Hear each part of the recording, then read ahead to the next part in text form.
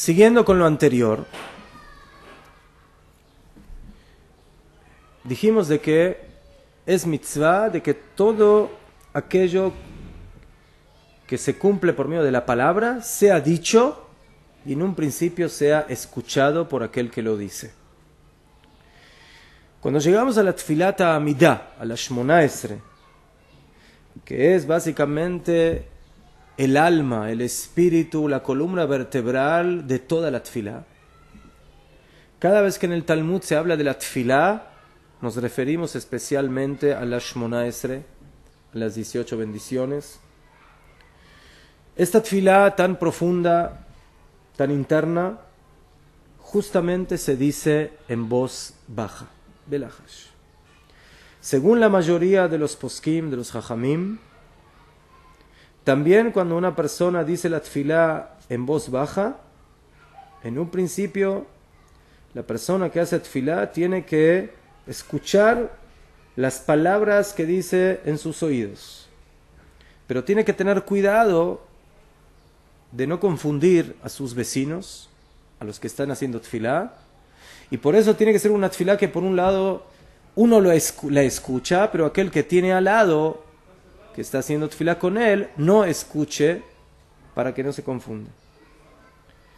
Esa es la halajá en un principio, pero según la costumbre de los mekubalim, de los cabalistas, en la tfilá que decimos en voz baja, la tfilá de la Shmona Esre, en un principio solamente hay que decirla, pero sin que uno lo escuche ni siquiera con sus propios oídos. O sea, decir las palabras, pero sin tener la necesidad de llegar a oír lo que estamos diciendo. Y básicamente la costumbre en la mayoría del pueblo de Israel es actuar de esta manera, porque es muy difícil de decir algo de tal manera que uno solamente lo escuche y su vecino no, si está muy cerca, como ocurre en las sinagogas, en los momentos de la tfilá. Y por eso, hoy en día, yo creo que la mayoría de las costumbres en las sinagogas del mundo, la Amidah, la Tefilá, la Shmona Esre, se lee, se dice, pero sin que uno lo escuche con sus propios oídos. De esto podemos aprender una idea general muy importante. De acuerdo a todas las opiniones, en cada parte de todas estas mitzvot que se cumplen bedibur con la palabra, aprendimos de que primeramente hay que decir las cosas. Es cierto, a veces hay que decirlas en voz alta, como la contestación del Yehi Shemer Rabá y el Kadish y el Barjú. Hay cosas que hay que decirlos en una voz más normal, más cotidiana, como es las otras partes de la tefilá. Hasta que llegamos a la Shmona Esre, a la Amidah, donde tenemos que decir las cosas, pero ni siquiera escucharlas con nuestros propios oídos.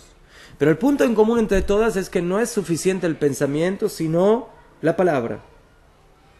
Y eso nos enseña de que muchas veces las buenas intenciones no son suficientes hasta que actuamos, hasta que hacemos la acción. El alma, el espíritu que hay en lo más interno de un corazón puro, es básicamente manifestar esa pureza externamente y corregir el mundo y desarrollarnos espiritualmente. Y por eso no es suficiente con quedarnos con la idea espiritual o con el sentimiento, sino hay que manifestar esto por medio de la palabra, si es en la tfilá, si es en la brajá, si es en el birkat hamazon. En todo aquello que debemos expresar con la palabra, la Torah nos enseñó: habla, di las cosas, exprésalas, y por lo menos dilo con tus labios. Si no es necesario escucharlo, pero por lo menos dilo. Esto nos enseña la importancia que tiene el dibur, la palabra propiamente dicha, en nuestra vida, en el cumplimiento de las mitzvot.